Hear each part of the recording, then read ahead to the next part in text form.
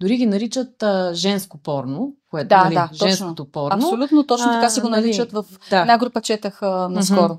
Ами аз съвсем леко се опитвам да ги оправдая, защото, примерно, ако аз трябва да чета една книга, която е за Втората световна война, само с батални сцени, малко ще се позагубя вътре в превода. Подминаха мафия вълната, която сега при нас навлиза.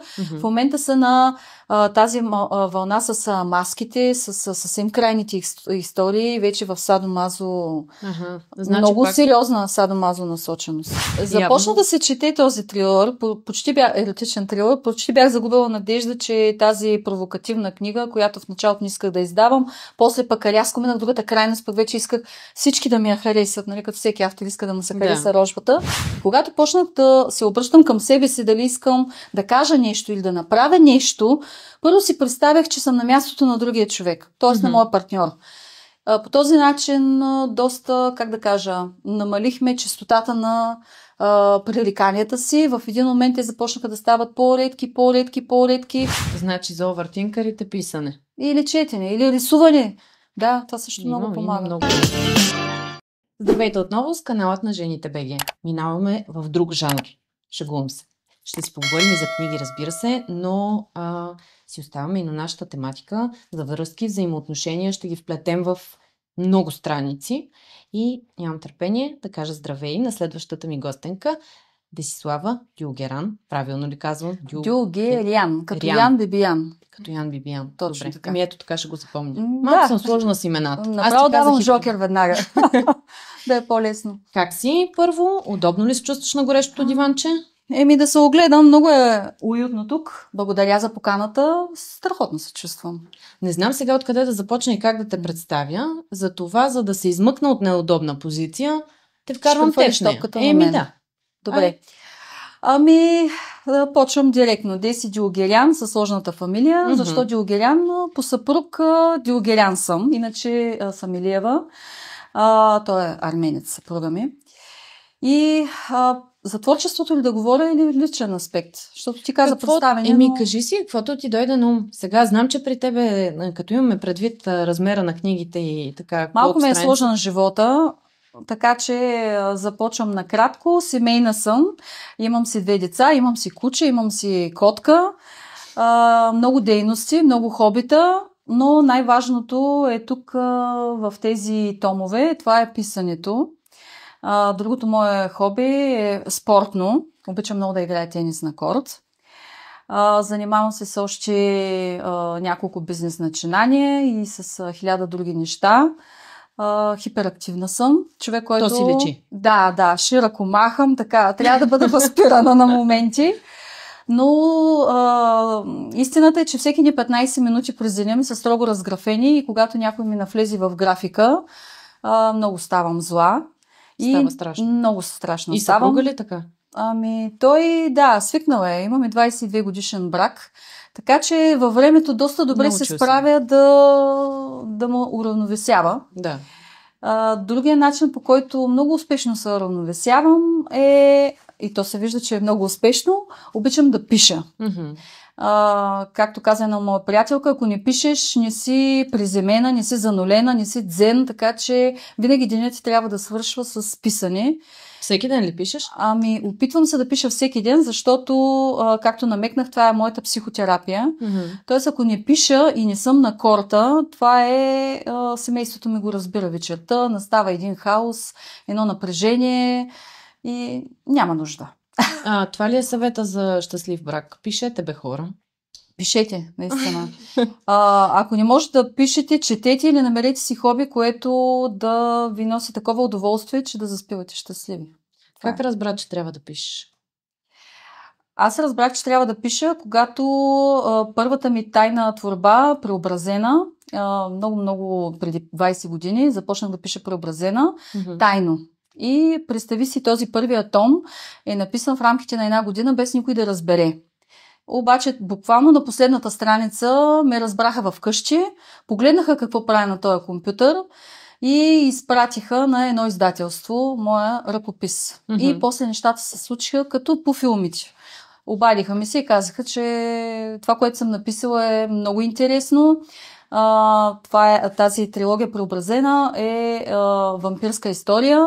Изключително актуално беше тогава за времето си.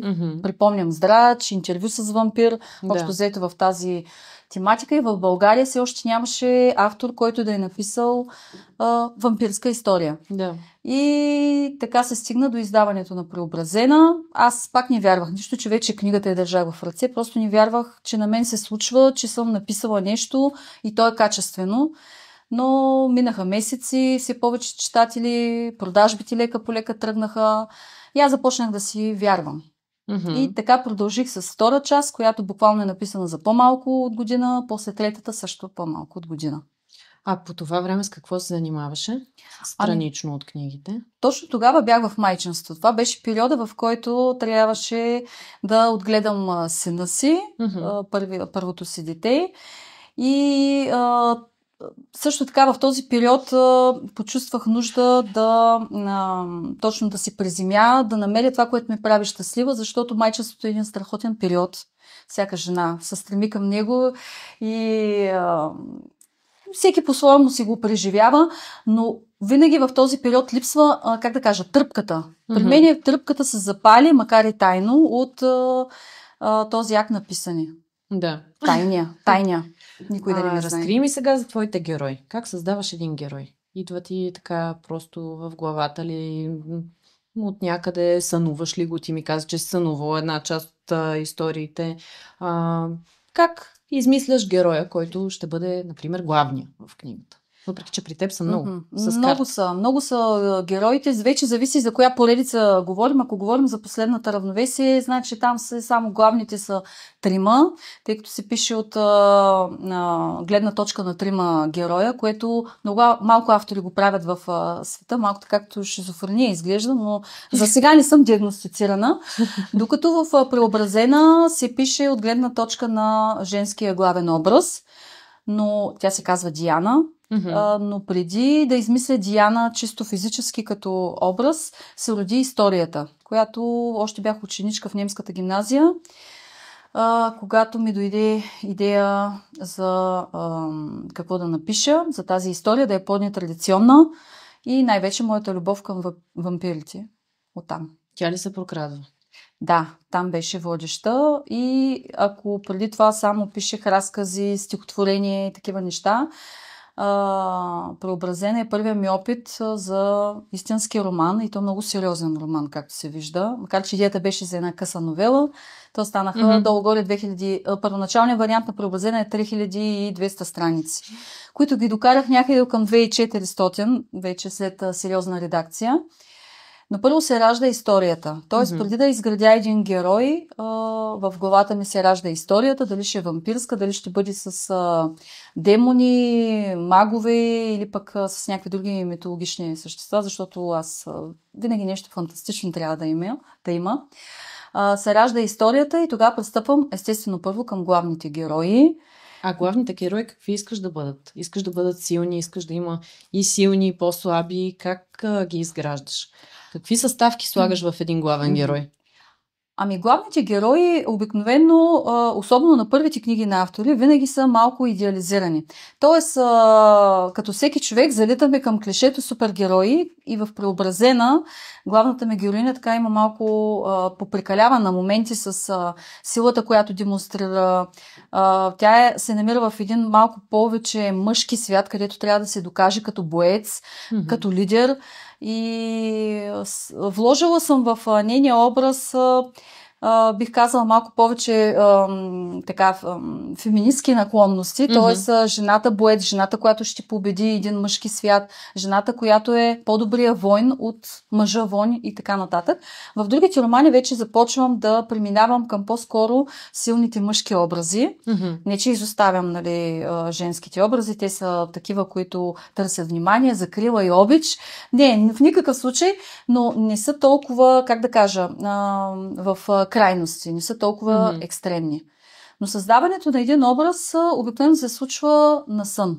Поне при мен, включително историята за този еротичен трилър "Ще първам с кръвта ти" беше роден една сцена от него, буквално в съня ми, това, което сънувах. И събуждайки се, беше като се едно те охапал някаква муха, кърляш и трябва да го разчешеш. С една дума трябва да седнеш и да го напишеш. Да. И изоставих проекта, по който работих тогава и написах много набързо този трилър. Той също е плод на... Колко време ти отне? 4 месеца и половина без последните 3 глави, тъй като реших, че тази книга никога няма да види бял свят, тъй като е така малко по-крайна. Но ще загаднеш ли в какво отношение по-крайно? Сега да не издаваме, нали, целия сюжет. Да, но... както е модерно да не спойлваме много от сюжета, но каква беше идеята на този трилър?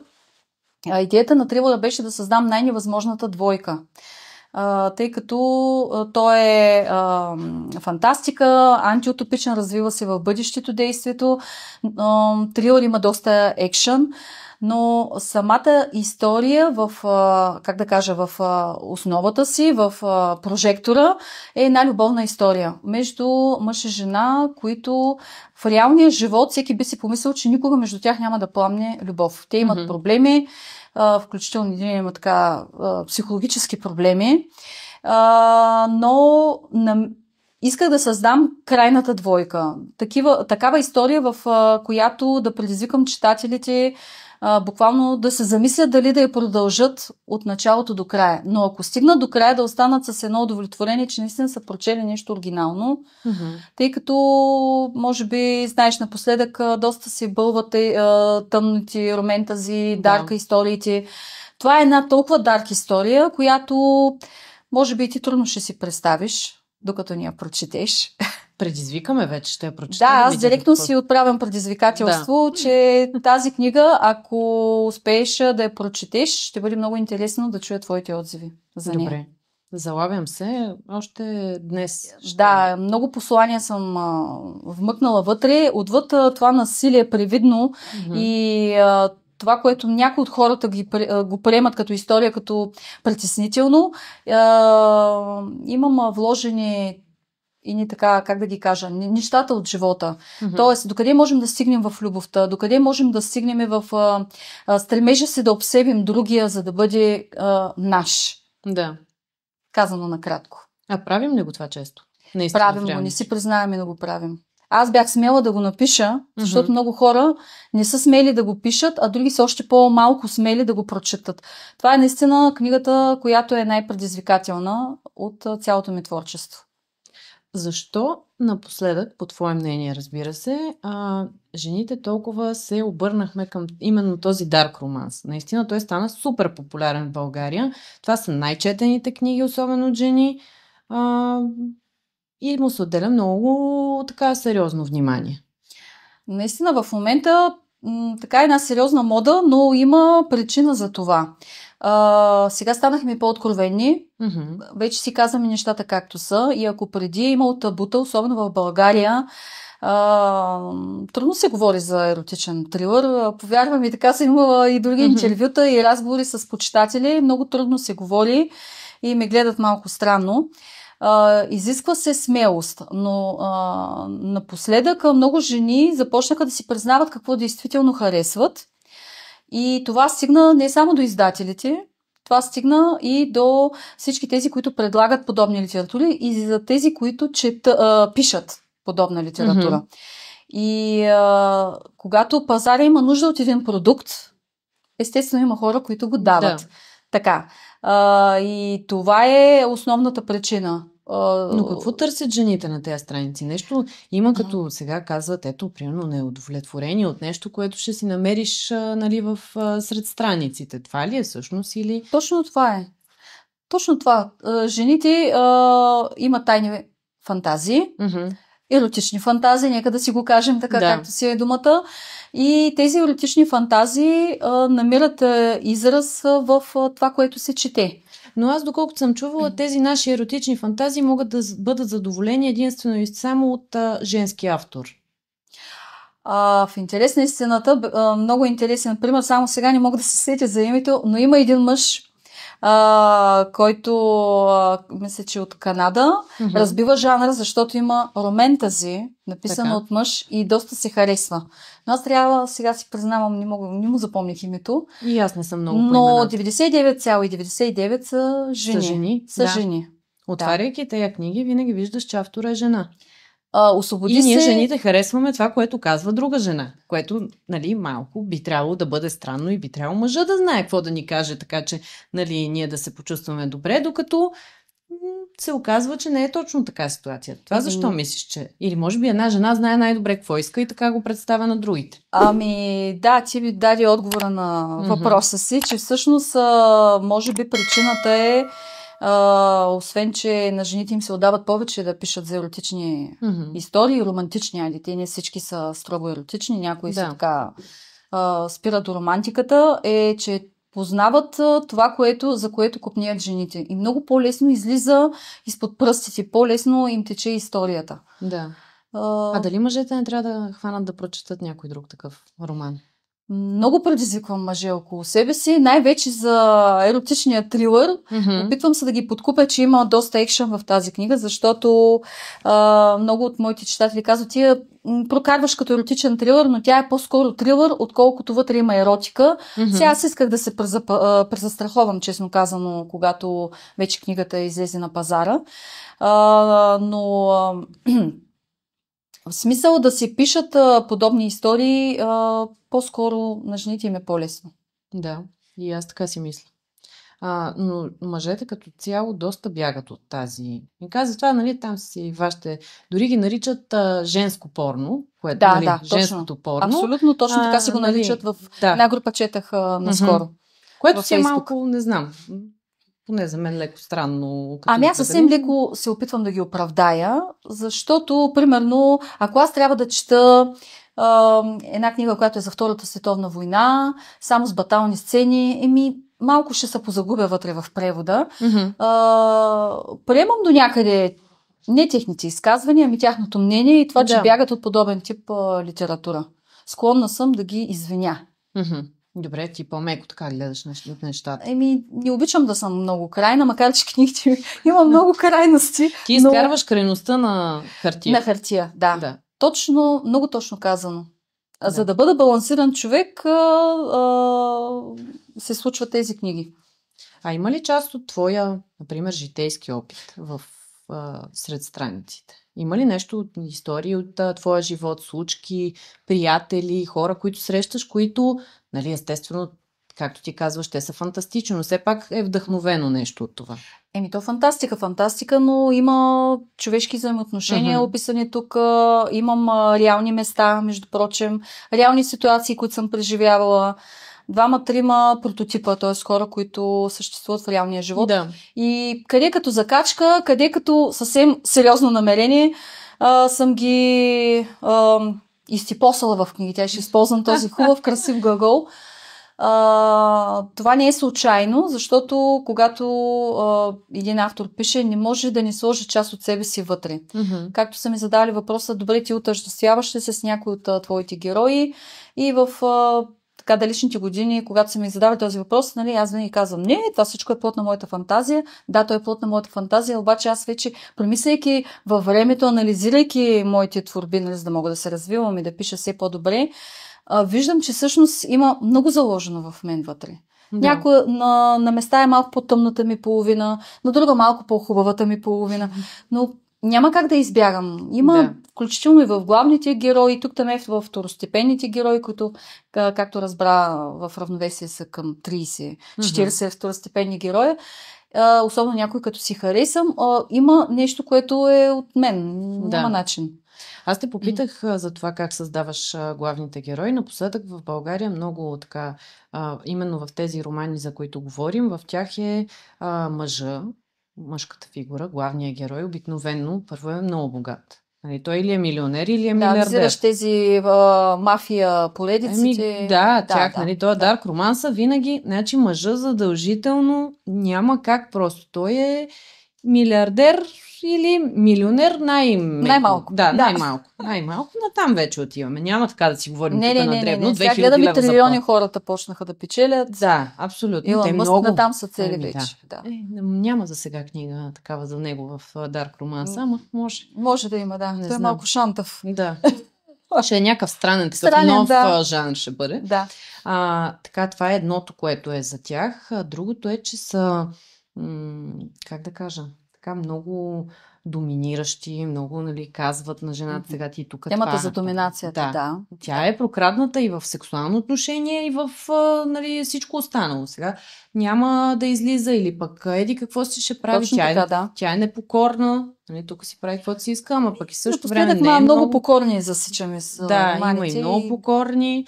И прокрадва се тая идея. Сега, това ли е фантазията на българската жена? Примерно. Тайно си мечтае, нали, за милиардера, предполагам, ама. Да, за тази доминация. Да. Ами има, то е световна тенденция, колкото по-освободени и повече, как да кажа, сме равнопоставени и включени, като имам предвид между мъжете и жените, толкова повече в сексуална насока жената иска да се върне там, където е била потисната и преди 1 век. Много интересен феномен. Да, и тоест, да.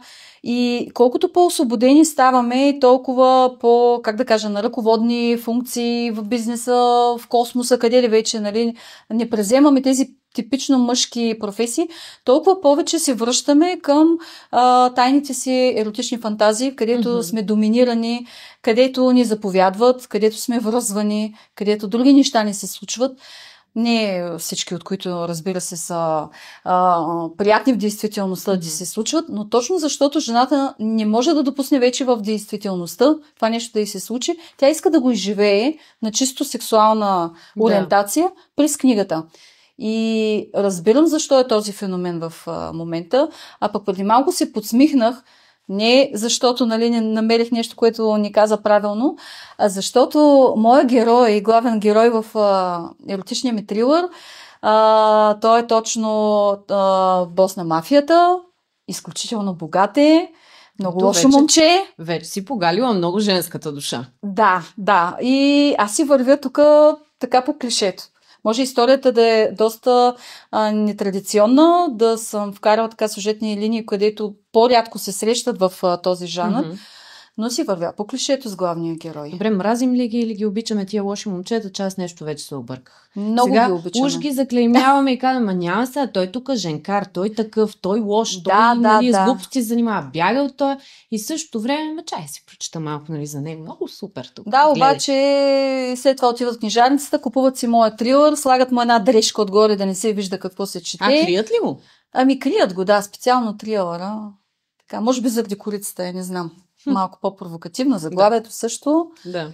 И си купуват книгата и се четат. И после, когато ги питат, нали, ти какво четеш, обикновено тази книга се казва най-последна. Може да кажа трилър. Без може, да. Трилър съм фанала тук. Да. Може, но така като е сложено на корицата. С облечка, с вестника, вече е трилър. Да. Много си проличаха тези всичките неща от мисля, че от 50 нюанса сиво ли сега, но не бъркам. Мисля, че от него беше първата вълна и първият. Първата вълна с филма, който излезе. Да, направо беше страшно.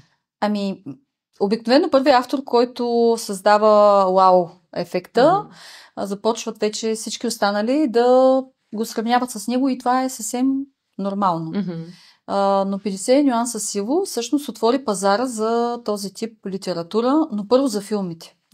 Първо филмите. Сега 365 дни. Да. Мисля, че е другата поредица, която много прилича на 50 нюанса сиво. Но може би е някакъв малко по-добре е направен според мен, защото аз... Да, и по-обран. Да, нюансите не можа да ги изтрая, признавам си.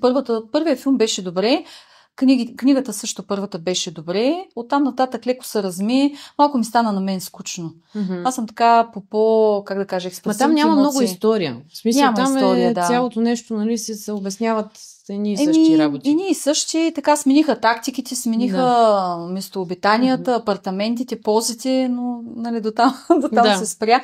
365 дни има една идея повече история, но искам да кажа, че пък филма, сериал, те са филми, игрални филми. Малко повече ми хареса от книгата. Обикновено, нали, книгите по-добре се приемат. Историята е по-пълнокръвна, когато я четеш. За първи път филма повече ми хареса от книгата и на втора и трета част на книгите не дадах шанс. Стигнах до първа. Смяташ ли, че има още полека да се развива жанр? Да, има. особено като се има предвид в България, ние винаги вървим леко назад Много от тенденцията. назад вървим, да. Така че в Америка в момента вече вървят, преминаха мафия вълната, която сега при нас навлиза. В момента са на тази вълна с маските, с съвсем крайните истории, вече в садомазо. Значи много сериозна садомазо насоченост. Да. Това ли това ще дойде, това ще следва в България, да.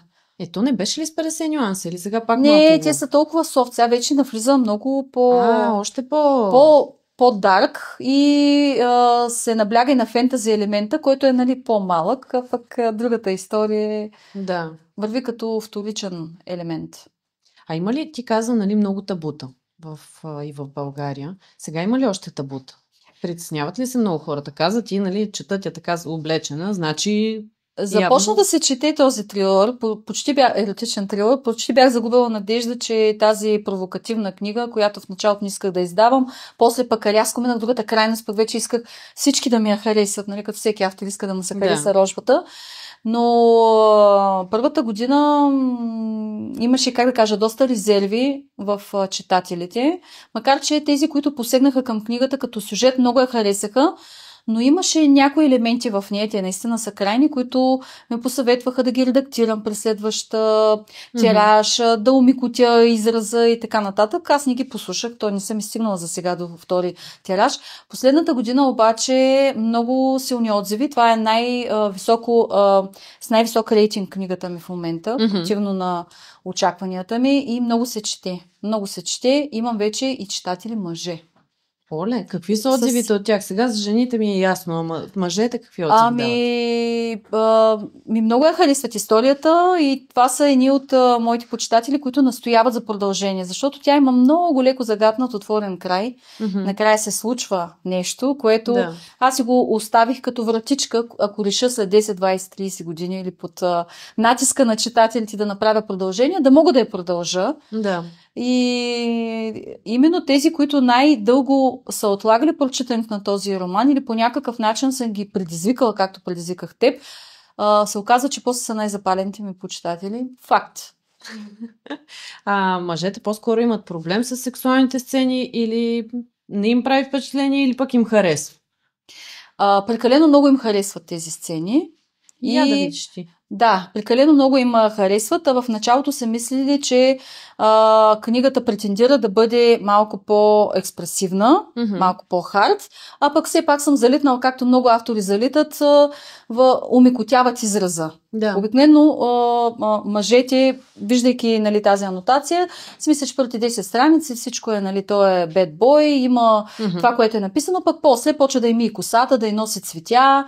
Както обикновено в тези романи така се случва. Мен също много ме дразнят. Когато искам да чета за някакви герои, които са крайни, искам от началото до края да бъдат такива. Имаме приказния елемент. Нали? Това е малко като, как да кажа, една перифразирана история за пепеляшка и тук изведнъж, нали, идва той лошия. Не, красавицата извяра, не история за пепеляшка. Как изведнъж тази пепеляшка после го прави? Толкова ми кошав, нали? Това е момента, в който поне мен ме губят. Всяка жена сега тя иска да бъде единствената по рода си, и да го промени. Която ще го промени този мъж. Той просто ще стане на памук за нея. Да. А то много нещо... Значи, ако стигнеш до края на тази книга, трилъра, просто ще видиш, че те не се променят. Да, те се влюбват, накрая са заедно, книгата има хепи енд, обаче пътя им е оле майко. Да. Имаш си реалистичния много елемент. Въпреки че си фентази, обичаш и... то е по-скоро фантастика, антиутопия. Действието се развива напред в бъдещето, но нямам митични същества, кралства. Това е самия жанр антиутопия, еротичен трилър. Манджа с грозди. Добре, тъй като гледаме напред в бъдещето, ти като погледнеш напред в бъдещето, как виждаш отношенията между хората? Много съм загатнала в тази книга как си представям отношенията на хората в бъдещето. Тук говорим и за генетични експерименти, говорим за един свят, в който както си поръчваш детето, така си поръчваш лекарството и дрогата по телефона, така както се променя живота в тази книга, но предимно съм говорила за взаимоотношенията. Как едни взаимоотношения са прераснали в така наречените токсични взаимоотношения, които вече не правят впечатление, за разлика от сега, как са паднали много морални задръжки, но са се появили други. Тоест, поне според мен, няма как света след 100-200, пък след 500 години, въобще не смея да прогнозирам какво ще бъде, няма как да останат тези ценности, тези взаимоотношения между мъжа и жената, тези взаимоотношения между различните слоеве в обществото. Mm-hmm. И това се вижда, моята идея е всъщност в този трилър. Как си представям след 200 години живота? Ти от кой тип хора си? Има едни хора, които са по малко така гледат назад във времето, носталгично. Нали, бабите и дядовците, как нали, лепим счупеното, заедно се остават заедно до края и така нататък. От по-реалистично настроените, нали, сега, да, хората се разделят. Живота е такъв, добре е да останем заедно, но всичко се случва. Или другата крайност, по-така песимистично настроена. За връзките ли говорим точно? Да. Ако говорим за връзките, аз съм малко или много привърженик на идеята, че всяка една връзка, тя първо преминава през възход и падение. Това е неминуемо.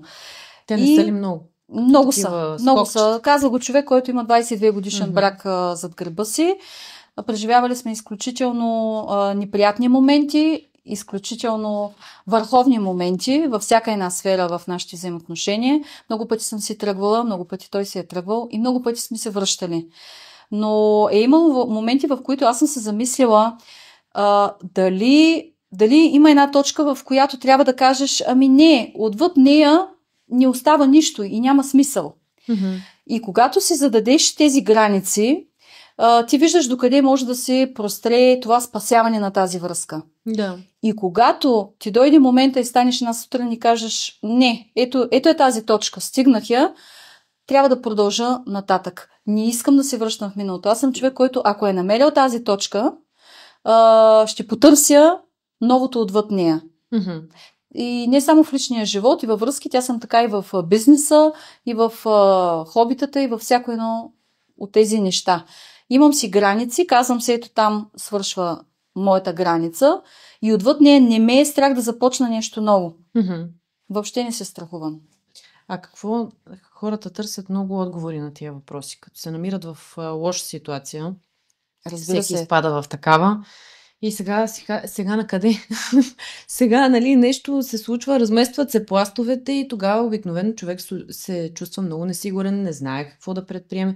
Какъв е твоя съвет? Ти какво би казал за тези моменти? Ами, когато бях по-млада, когато бях по-невръстна, когато бях по-невръстна, тъй като съм огнена зодия, Овен, решавах нещата на много, как да кажа, първосигнално ниво. Mm-hmm. И това в годините се убедих не е правилното решение.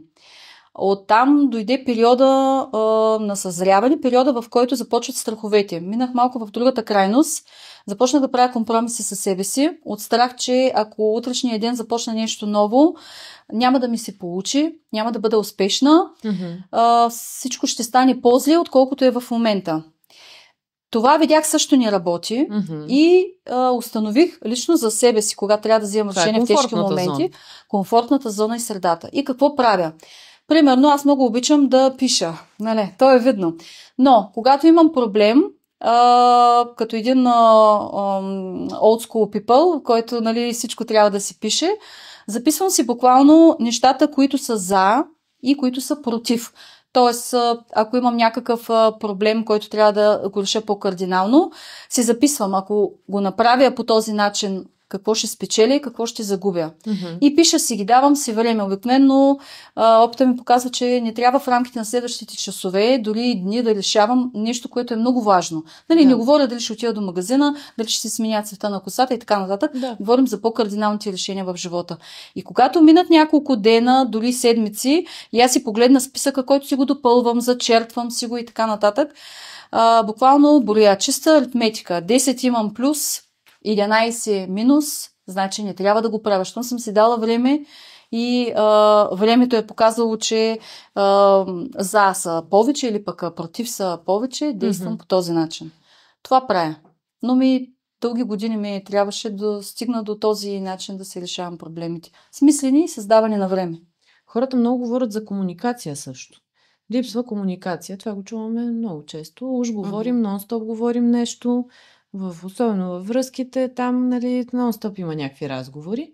Но къде е комуникацията? Имам какво да кажа по този въпрос. Дълги години опитвах, пак за брака ще говорим, нали, малко излязахме от темата за книгите, но си мислех, че един брак се поддържа, защото за да има един брак, първо ще почна там, той и двете страни трябва да работят за него. Такива, дето супер голямата любов, да, любовта си остава под една или друга форма. Но това е като една сделка. И тези двама души, за да е сделката успешна от първия момент до 30 или 40 или 100 години, нали, докато са живи двойката, трябва да се работи активно по нея. Но как се работи сега? Защото хората много обичат много абстрактно да така кажат. И стоят другите и питат, добре бе, да се работи, ама какво да работи сега? Да взимам тук мотиката и да прекопая градината или какво да правя? Не, с мотика не става и това съм го пробвала. Не става. В началото какво казват психолозите? Трябва двамата, нали, партньора да седнат, да говорят, да избистрят и така нататък. Лично при мен това не проработи. Докато ние се опитвахме с разговори да постигаме съгласие или пък там да решаваме каквото и да е помежду си, нещата... Те много мъже не обичат да говорят. Пак ни почваш да кажи сега какво имаш да ме занимаваш, кажи какво пак. Да, точно за това говориме. Аз съм малко по, как да кажа, интровертен тип, т.е. обичам да решавам нещата вътре в себе си. И в момента, в който се отказах да искам да говоря, за да променя света, а това включва да променя половинката до себе си, нещата почнаха да ми се получават. Какво имам предвид? Обърнах се навътре към себе си. Започнах, не само с критика, разбира се, имаше и критика, но започнах да си задавам следния въпрос. Ти искаш ли, много прост пример ще дам, ти искаш ли, примерно, събуждайки се сутринта, някой да те наругае, защото му е крив деня, или пък, примерно, нещо предния ден се случило. И казвам, не искам. Добре, защото ти в момента не си в добро настроение. Защо си позволяваш да го правиш? И когато почнах да се обръщам към себе си, дали искам да кажа нещо или да направя нещо, първо си представях, че съм на мястото на другия човек, т.е. на моя партньор. По този начин доста, как да кажа, намалихме честотата на пререканията си. В един момент те започнаха да стават по-редки. Открих пътя към щастието, към семейното щастие. Почнах да говоря със себе си. Спрях да говоря с другия човек, почнах да говоря със себе си. И той във времето го виждаше това нещо и мисля, че и при него се получи някаква метаморфоза. И сега си говорим само, как да кажа, като ни приятели за хубавите неща и много изключително рядко влизаме в пререкания. Не преработваш тези, които наистина психолозите много... Спрях да променям света около себе си, когато това почнах да го правя и да се обръщам към себе си. В много аспекти ми тръгна наистина на възход. Тоест не смяташ, че проблемите трябва нон-стоп да се чувъркат, не трябва. Преразказват, връщат? Не. Моя опит е такъв. Сега по някой може да случи разговор. Ние жените си го имаме това, нали, сега като съм удигнала мерник. Как постоянно се опитваме да го правим? Така. То е заложено вътре сега в нас. имаме още по-дълги от тия томове с какво си казал тук преди 5 години, 3 месеца. Връщаме, точно така, връщаме назад. Да, ретроспекциите са постоянни. Много. Мисля, че това е в нашата градина повече отколкото. Да, както всяка вечер преди да заспиш, не знам дали го правиш ти, но аз го правя и връщам и си казвам, добре, можех да кажа това по-добре. Или тук, еди си как можеха, примерно, това да се спестя. И защо направих това нещо? Колко по-хубаво щеше да ми се получи. Тази ретроспекция, освен, че не можеш да заспиш, понякога тя вреди. Вреди. Направи го, примерно, тази ретроспекция. Това е така нареченото овъртинкване. Овъртинк, да. Овъртинк. Което аз затова казвам, че моята глава не е хубаво място, там не се вире. Моето обаче, ето това правя. Да. И това излиза. И после спа като къпано бебе. Да, точно. Ето, значи за овъртинкарите писане. Или четене, или рисуване. Да, това също много помага. Имах един такъв период, в който аз не съм след най-даровитите художници, но много обичах да рисувам. И така. Но, виж, картините не са ми в галерия, обаче книгите са в книжарниците. Тоест, там не се престраших, но този талант ми е по... Да. Смяташ ли, че така и в днешно време още сме с закостеняло мислене в България? Защото много често се чува. Трябва да кажа негативни работи. Да. Не случайно казах, че тенденцията ни в книгите, в това, което четем и което харесваме, е подвластно леко на модата, която при нас изоставя. Да, малко сме закостенели още. Не само в избора си на с какво ще четем, с какво ще заспим, но и в други области. Примерно, начина по който се обличаме, все още вървим така в малко назад от тенденциите. Начина по който мислим, начина по който се изразяваме в ежедневието. Ето като погледаме малко телевизия, начина по който хората, които ни управляват, също така се изразяват. Вървиме назад. Все още се борим с разни табута. Да. Беше ни на гости преди време един мъж, който така, сподели неговото мнение. Той е психолог и каза, че сме закостенели много и в сексуално отношение и че така, особено мъжката част, тъй като тя според него е по-закостенялата и те си още така, от старата генерация мъже, че не може там много експериментиране, много такова. Не е добре това нещо. Там си има начертан план и съдейства алфата, бетата, гамата, вървиш по плана и изпълняваш. И ти ли си с това наблюдение? Защото аз така по някакъв такъв начин си обяснявам всъщност това, че жените имат нужда, все повече да четат такава книга, защото... Да се разнообразяват. Да, защото ако няма кой да откликне на тези неща и да ги разбере по друг начин, значи може да ги разбере на страниците. Имаме още тази балканска нишка, да не зачувърквам, но тя си е жива още в нас. И тя, между прочим, не е само от гледна точка на мъжа. Да. Ние малко също все още сме леко в не точно 21-ви, така към 20 век клоним. Малко сме. А защо женската част с какво е още назад? Ако женската част е по-напред в мисленето, тя ще изисква просто и партньора да бъде напред. За мен, ето пак мисленето навътре към себе си, ако ние сме по-различни и по-променени, сме влезли с този крак в 21 век, си мисля, че и партньорите ни щяха да изоставят тази да. И по-открито ще започнем да говорим за това, което искаме да ни се случи, когато си легнем вечер между тия чаршафи там. Черни, бели, цветни, независимо. И да не слагаме облечка на корицата. Например. Да не търсим лампите, да не търсим и така да не влизаме в детайли, но ние си ги знаем нещата, които все още битуват в нас, този срам да си кажем това, което искаме. То доскоро си беше, поне аз времето, направо си е срам, трябва да си покажем точно. Във времето, в което аз съм израснала, не беше, какво говорим за модерно, как въобще там не можеше да аз с моите родители никога не съм говорила за секс. Това беше направо смисъл, как че говориш такива работи, това са глупости, смисъл, не може такива неща да се коментира. Аз имах огромен късмет, че моята майка, която ме е родила, е директно жена на 22 век. Тоест, аз знаех преди всичко и съответно така още като тинейджърка и като млада жена не се притеснявах в никакъв случай да си кажа това каквото искам и срещах много, как да кажа, неразбирани от мъжката половина. От тези, които трябваше да откликват тогава в моите желания. Наистина семейството е много важно. Ако моята майка беше закоравяла, първо никога едва ли щях да напиша този трилър. Не знам защо днеска само към него посочвам, но понеже темата се завърта по-скоро в тая насока, това е плод, защото аз съм израснала в много освободена среда. В моето семейство темата не само за секса, но за проблемните връзки, за наркотици, за цигари, за алкохол никога не са били, табу.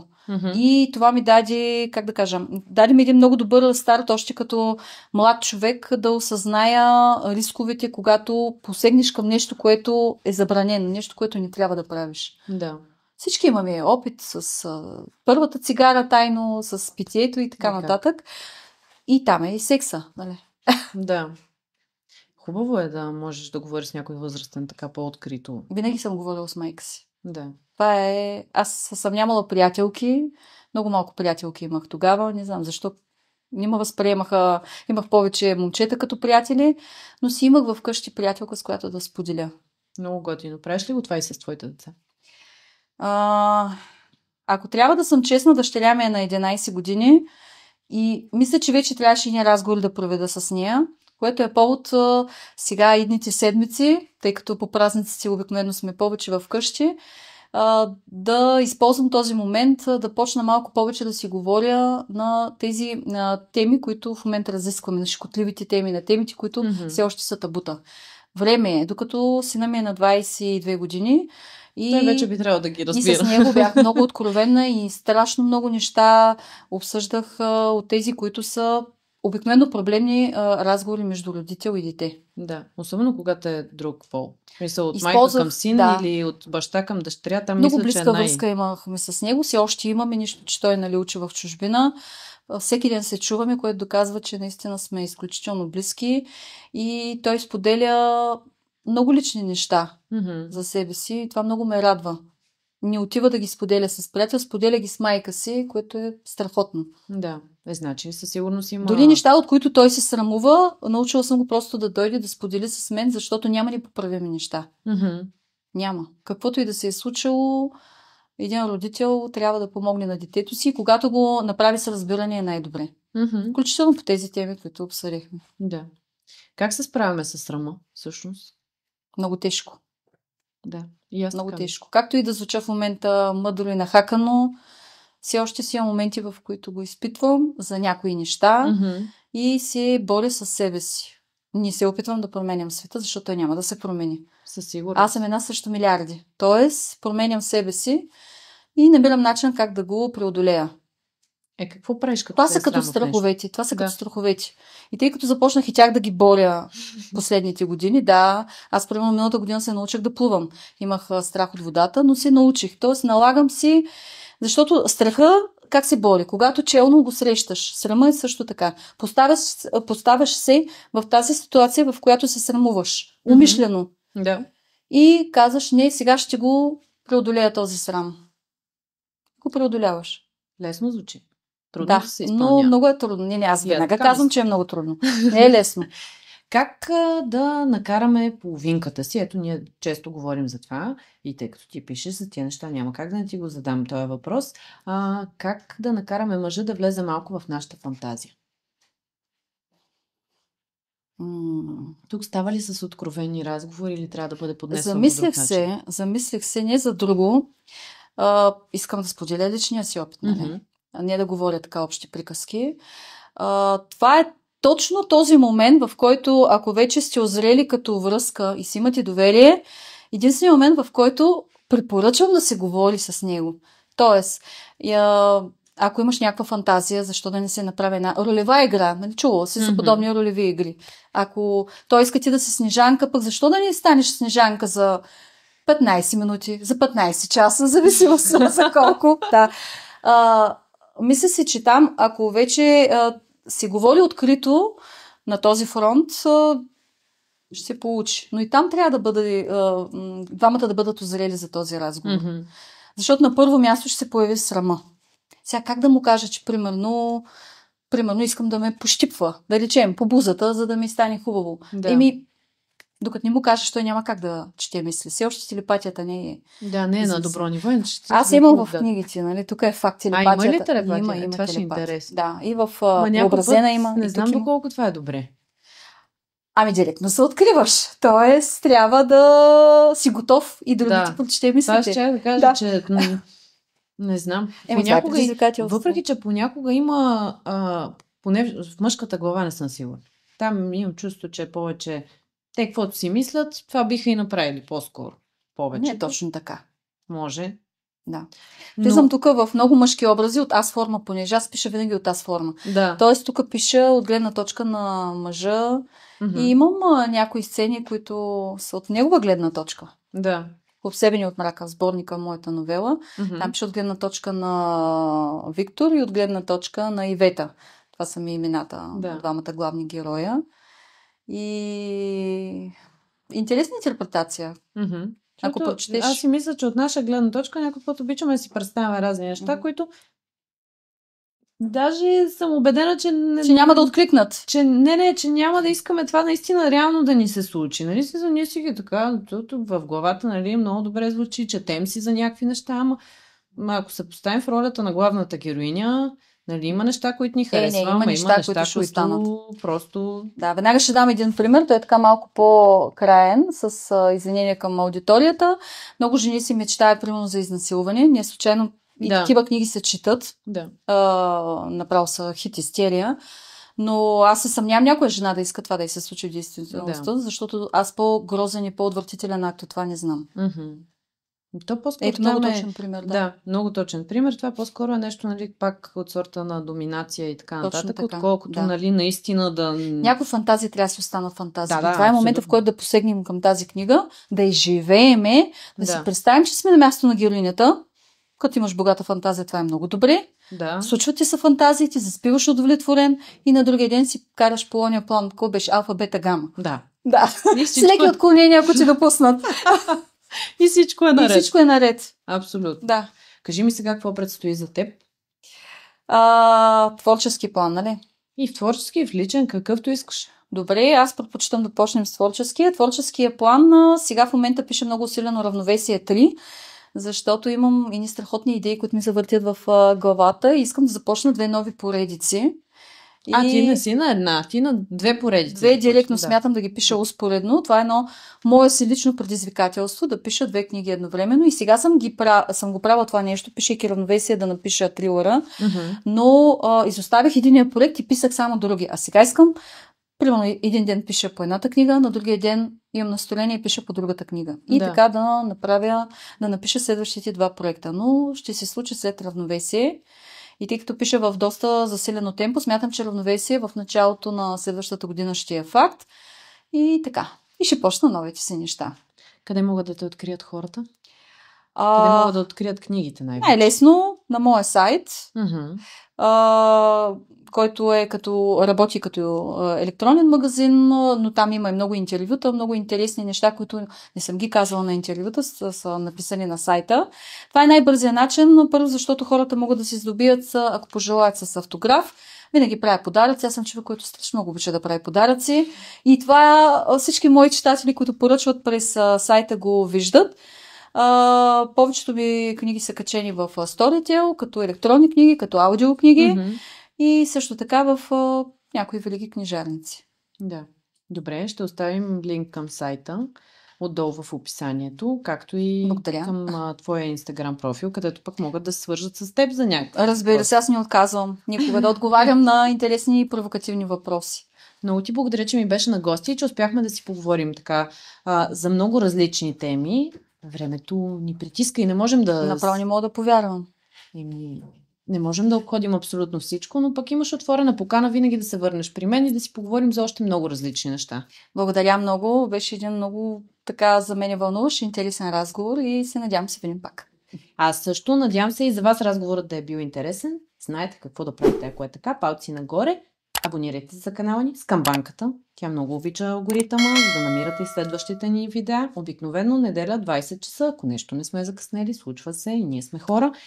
И социалните мрежи, както казах, нашите, на моята прекрасна гостенка, сайта, от който можете да видите всички книги, са долу в описанието. Ако не съм забравила нещо, иначе пишете, коментирайте. Чао от нас и до нови срещи!